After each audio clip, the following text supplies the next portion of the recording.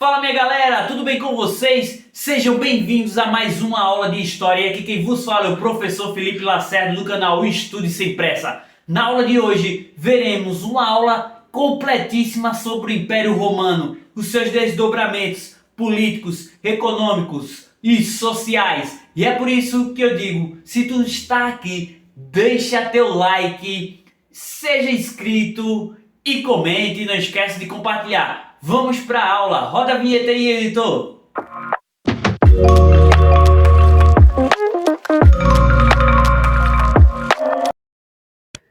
Então, minha gente, nós vamos partir agora do princípio da aula, que é o conceito de império.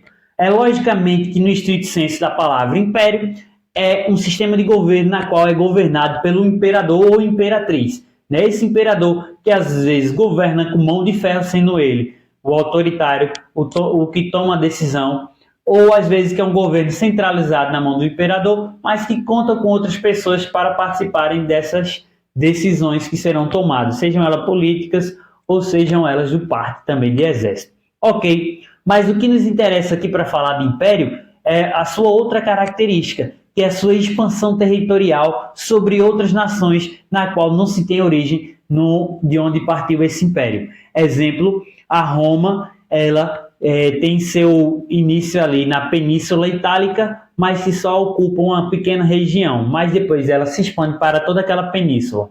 E depois dessa península, ela agrega a esse povo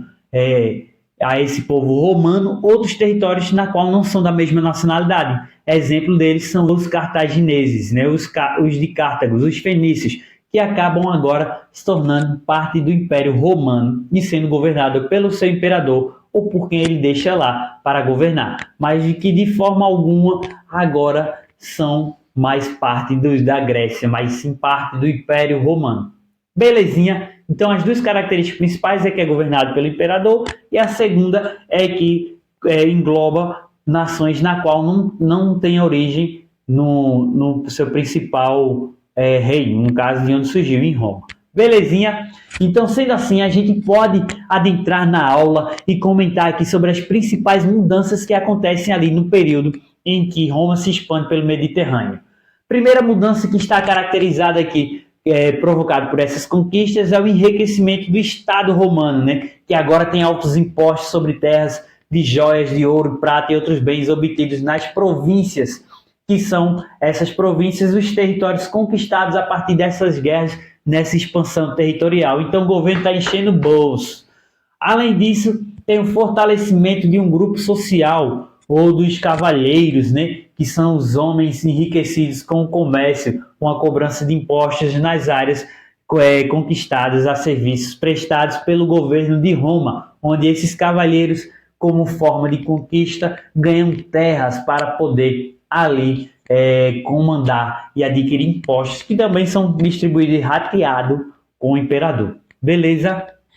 Outra coisa é o grande aumento de número de escravos que são prisioneiros estes de guerras, Assim como a gente viu que os cartagineses, os fenícios, após sua degradação, perca aquilo que sobrou lá de grandes lutadores, foram vendidos como escravos. Então, o número de escravos, a mão de obra que iria ser a principal coisa lá de Roma, será nesse período aí uma mão de obra escrava, com poucos custos, Além disso, a concentração de terras que é conquistada nas mãos de poucos, estes poucos que são as grandes famílias que participam dessas batalhas, ou estes cavalheiros que estavam próximo ao imperador e são grandes ganhadores de terras e que vão favorecer-se com essa expansão pelo mar Mediterrâneo. Belezinha? Então vamos lá partir para o primeiro triunvirato, onde o imperador principal dele é Júlio César, que juntou-se aos generais Pompeus e Crasso e formou com eles o primeiro triunvirato. E aí o objetivo principal desse triunvirato é dominar Roma, é tornar-se o primeiro imperador de Roma, porque não lembro se vocês, não sei se vocês têm em mente, mas que eram governados por cônsules diferentes, Então, para que seja consolidado esse império, é preciso ter um imperador. E aí começa as disputas por esse posto político de alto escalão, né?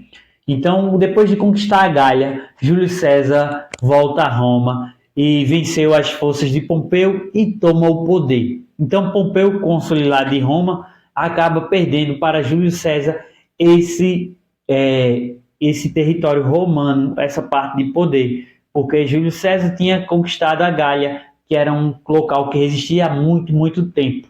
E esse Júlio César, um general, volta ao poder como forma ali, tomando o poder de Pompeu de Roma, tá certo? Além disso, ele toma medidas como a doação de terras a milhares de ex-soldados e plebeus empobrecidos.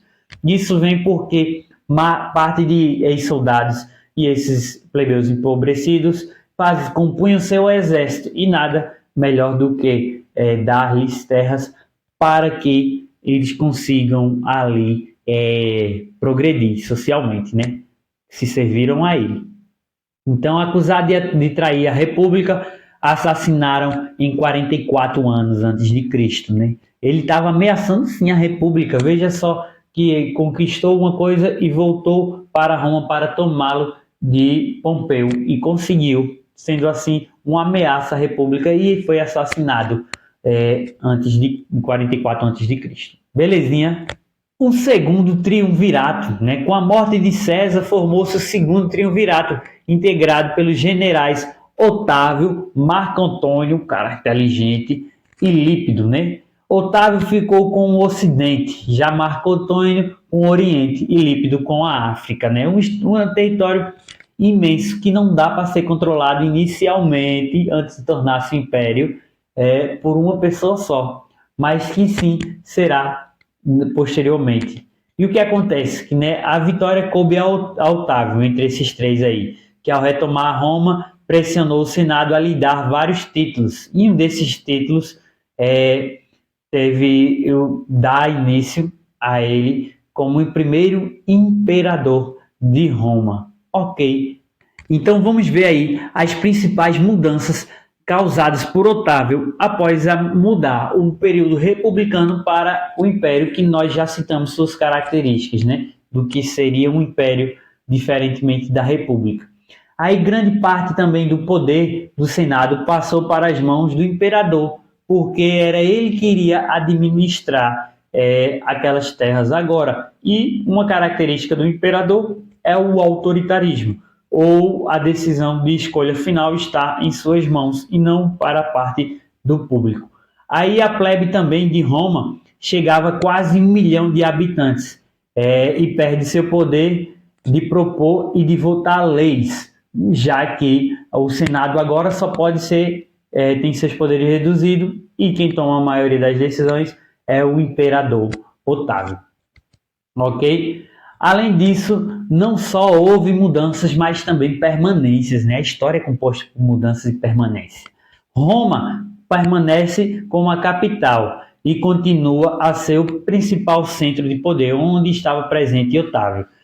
Além disso, as elites de Roma continuavam mantendo as relações de colaboração com as elites das outras províncias. Como também o Senado perde parte de suas funções, mas continua a ser escolhido entre a aristocracia italiana, ou seja, as principais famílias ainda fazem parte do governo de uma forma ou de outra. As elites das cidades também buscaram aliar-se ao imperador, a fim de continuarem no poder de alguma forma, sendo isso algo comum após toda tomada de poder. Quem se alia são os principais poderes aquisitivos. E aí vocês me perguntam, mas professor, então que danado faz o imperador? Agora vocês vão começar a criar a noção de quanto acúmulo de poder Otávio, o imperador, tinha em suas mãos, né? A primeira condição como imperador é que ele podia agora propor e rejeitar as leis. Além disso, de convocar Senado e assembleias e intervir militarmente em Roma, na Itália e em todas as províncias romanas, que acabam tornando-se províncias do seu império. Além disso, ele começa a fazer reformas para colocar agora de vez Roma como o foco do Império. Primeira coisa que ele faz é definir os limites do Império Romano, enviando tropas para proteger essas fronteiras. Além disso, distribui terras aos seus soldados, né, e trigo à plebe, para fazer assim com que as pessoas ficassem orgulhosas desse imperador que resolvia alguns problemas sociais e também de miséria que existia em Roma. Então imagine aí o imperador que chegou a Roma, todos aqueles que ajudaram a chegar ao poder ganharam alguma coisinha com isso. E também com vasto território, era preciso ocupar esses territórios com pessoas de sua confiança para que esses territórios não fossem retomados por outros povos, né? Outra coisa aí interessante é que ele confia a administração de algumas províncias aos senadores, ok? Além disso, enquanto outras, como o Egito, importante a gente falar aqui que são os fornecedores de trigo para esse Império Romano, fica sobre sua responsabilidade, sobre a responsabilidade de Otávio, né? Outra coisa interessante que ele fez foi modernizar a cidade de Roma, que na época tinha cerca de 1 milhão de habitantes e passou a ter um prefeito, ou seja, um corpo governamental que ajudava o governo e também começava a tratar o Otávio como uma própria figura de glorificação. Ok, que dentre essas novas reformas também surgem os monumentos gloriosos que fazem menção ao imperador, né? Para reafirmá-lo como um cara, um grande conquistador e todo mundo vê-lo como uma figura parecida com Deus, um Deus, certinho? E aí é lógico que com todas essas conquistas feitas pelo Otávio e com todos esses territórios em suas mãos, seus inimigos abaixo dele, já todos conquistados, chegaremos ao período chamado de Pax Romana, ou Paz Romana, né? Um período de estabilidade denominado de Pax Romana que dura mais de 200 anos, né? Não só no seu império, mas também sobre os outros imperadores que teve que ser o sucessor de Otávio.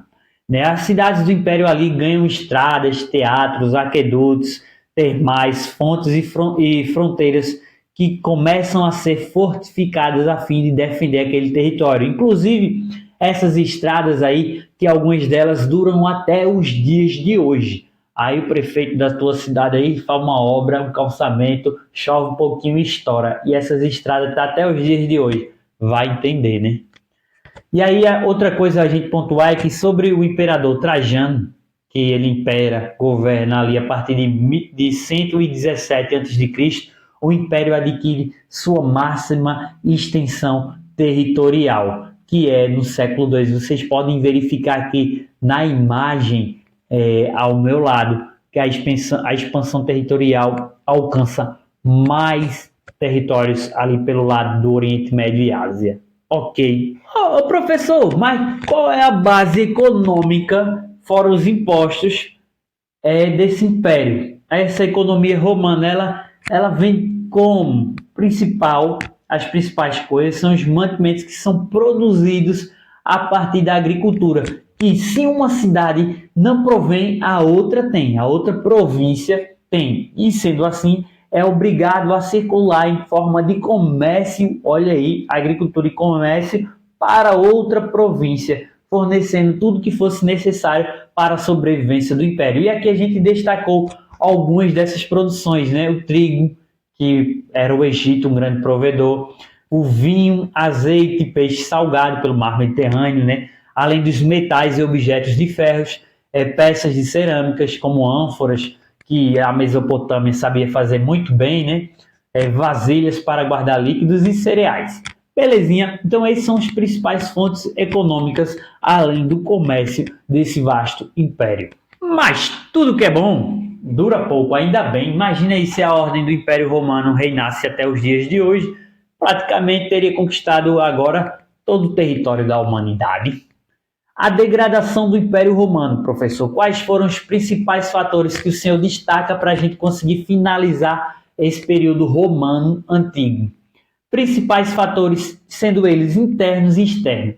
Principal, os altos gastos para manter essa administração, que é o maior império um dos maiores impérios já vistos territorialmente durante toda a história, que não seria de fácil maneira administrar, porque ali tinha que ter enormes estradas para governar, e não só por ele, mas sim também pelo mar, fazendo com que fosse um dos maiores aparatos administrativos que já houve. Imagina aí no mundo antigo, sem o WhatsApp. Além disso, o aumento de impostos como solução dos problemas acaba deixando o povo não gostando não, do governo não. Imposto alto é sinônimo de que o governo tem muitos gastos e precisa encobrir isso, e as populações começam a passar por fome, pobreza e miséria. Outra coisa é a escassez de metais preciosos, que são esses fornecidos, não só para a elegância e a beleza, mas também para construções de materiais de guerra, né? Outra coisa que a gente faz menção aqui são os ataques dos germanos, que são os povos chamados, entre aspas, de bárbaros, que bárbaros são todos aqueles que não falavam o latim, o oficial, a língua oficial romana, então é chamado de bárbaro. Então esses povos germanos, que também serviam a esse império como forma paga, que eu esqueci a palavrinha que fica mais fácil, como mercenários, que Roma, com tanto império, tanto território, não tinha um exército profissional unificado, precisava assim, de dar conta de outras pessoas que eram pagas para esse serviço, ou até povo de outra nacionalidade, né? Começa sendo atacado por esses povos. E aí começa o processo de ruralização e a formação dos colonatos, né? Se antes a Roma estava extremamente urbanizada, ela passa pelo seu processo de ruralização por conta desses ataques germânicos e a falta de proteção oferecida pelo governo para esses povos. Então, eles, em formas de proteção, acabam procurando as áreas rurais onde esses colonatos ali mandam. Além disso, os generais começam a se virar contra os imperadores, né, como um problema interno. A falta de confiança, a tentativa de tomada de poder acaba criando esses conflitos, fazendo com que o Império Romano chegue à sua decadência e seu fim. E é isso, galera. Espero que vocês tenham gostado da aula de hoje. Por isso eu peço que vocês deixem seu like, comentem, compartilhem e se inscrevam no canal, porque é de suma importância para nos dar novas energias. Além disso, digo que na descrição do nosso vídeo aqui embaixo tem o resumo da aula e questões para você resolver, que já acompanham também o gabarito. E é por isso que até a próxima aula.